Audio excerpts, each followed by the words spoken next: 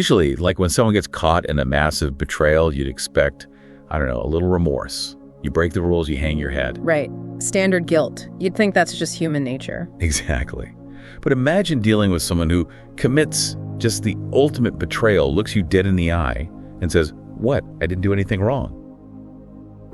You aren't just dealing with a broken rule anymore. No, at that point, you're dealing with a completely distorted reality. It's the absolute definition of gaslighting. It really is. Yeah. And welcome to today's deep dive. We are actually looking at a fascinating stack of sources today, some excerpts from 1 Corinthians chapter 10 alongside these modern devotional reflections. Which is such a wild combination, honestly. Yeah, but our mission today is to unpack this ancient concept of idolatry and explore the spiritual consequences of divided loyalties, but we're doing it through a deeply modern, honestly shocking story of marital betrayal. Yeah, the reflection notes detail the story of a husband who, by all public accounts, he was diligent and loving. But for nearly 10 years, he secretly maintained a completely separate household with another woman. 10 years. That is just insane. I know, literally playing father and husband in two entirely different zip codes. So when his wife finally finds out, she spends years quietly trying to save the marriage. But eventually, driven by her faith and just the sheer reality of the situation, she asks for a divorce. Which totally makes sense.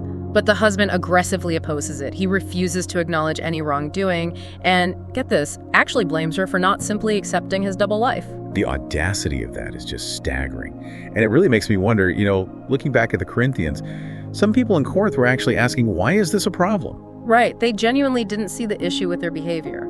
Like, how could believers think they could just go back to their old worldly ways without consequences? Well, that sense of entitlement, that I can have both mentality, is exactly why the Apostle Paul had to write such a severe warning to the ancient church in Corinth. Because after Paul left their city, they started slipping back. Exactly. They returned to their former lives. We're talking divisions, sexual immorality, idol worship.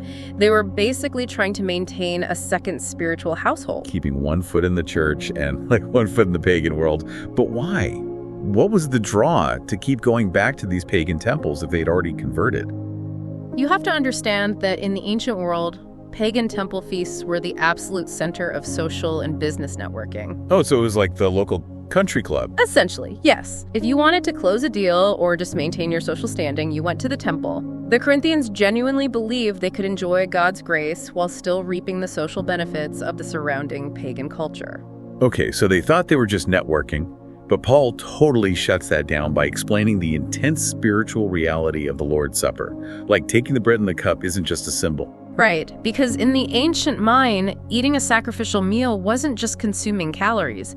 It was an act of communion-like, a binding contract. You were internalizing the entity that the food was sacrificed to. Exactly. So taking the bread means literally absorbing the identity of Christ into your own, making all the believers into one unified body. Wait, but Paul admits earlier in the text that idols are just, blocks of wood or stone. They aren't real gods. Yeah, he's clear that the statues themselves are nothing. So if the God doesn't even exist, why is God getting jealous over a meaningless temple barbecue? I mean, it feels like getting mad at someone for eating a steak. Well, yeah, it does seem that way, but Paul warns that the sacrifices aren't just going to empty statues. He says the food offered to idols is actually being offered to demons. Whoa. So it's not harmless at all? Not at all. It fundamentally comes down to undivided devotion. You cannot drink the cup of the Lord and the cup of demons simultaneously. Just as that wife couldn't accept a husband who splits his life between two families. Precisely. God cannot accept children who seek fellowship with him while pulling up a chair at a demonic banquet.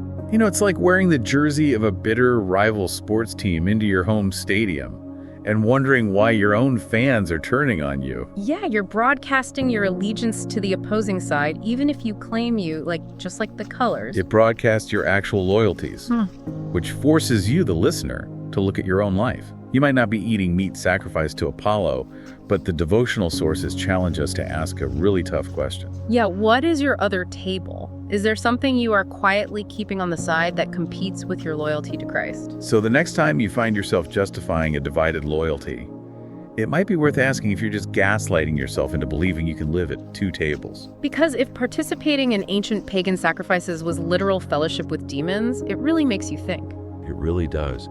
If we apply that spiritual logic today, how might casually consuming or participating in our modern cultural obsessions be silently binding us to destructive forces we don't even realize are at the table with us?